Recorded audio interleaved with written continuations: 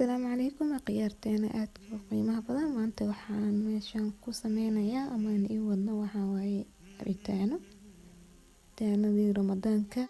aan u sameystay si kala duwan marka harkaan hadda maanta waxaan ku soo bandhigayaa aan ku sameysanayaa sida ujeedin laba qayb oo kala duwan ayaan u sameystay cabitaankayga soo hadaad ka heshiin fiidiyogeena sida aan u sameysan doono fadlan adinkana naga iloobina like subscribe teena noo saartaan waxay noo tahay dhiirigelin aan dhinaciina ka heleyno أنا دايما بستنى على قلبي ما أغلى يا رب بلغنا طول ريحته طلت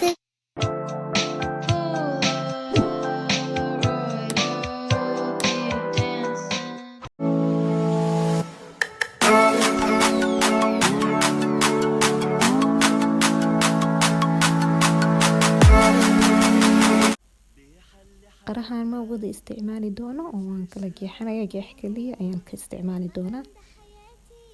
marka jeexaas ayaan soo garjaraa oo soo yareynaa يا رب صلاتي تقبلها عطول ما أحلى حجابي جمل أوقاتي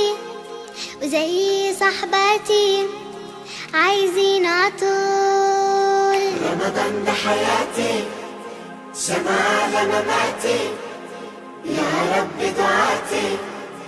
تقبلها عطول رمضان ده رحمة من ربنا نعمة بيحل حياتنا ويفرشها ورود لا لا لا لا marka hadda waa noo diyaar qaraheena oo waxaan u baahanahay biyihii aan ku shiidi lahayn koob habkiisa oo biyo ayaan ku shubanayaa kadib waa soo shiidi doonaa anigu sonkor kuma darsanayay maxaa yeelay qaraha aad ayuu u macaan yahay laakiin haddaad jeceshahay macaanka waa ku darsan kartaa sonkor markaan siita kadib ayaan rabaa inaan talaagada ama finjeerka sida u taqaanid aan gashto laakiin adiga haddaa qabow yar u baahan tahay markaas aad shiidaysid ayaa baraf kula darsan kartaa من ربنا النعمة بيحل حياتنا ويفرشها ورود رمضان ده حياتي حيا أوقاتي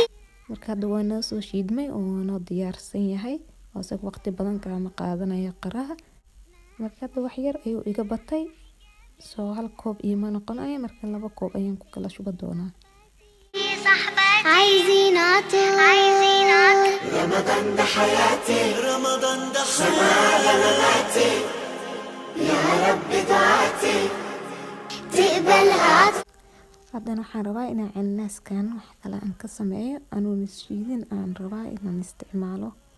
marka waxaan sameynayaa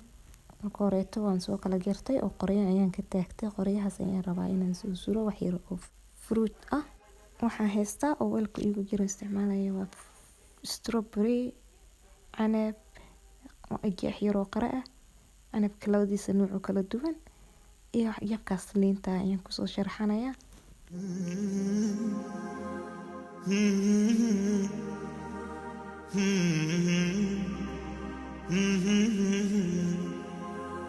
لا لا لا لا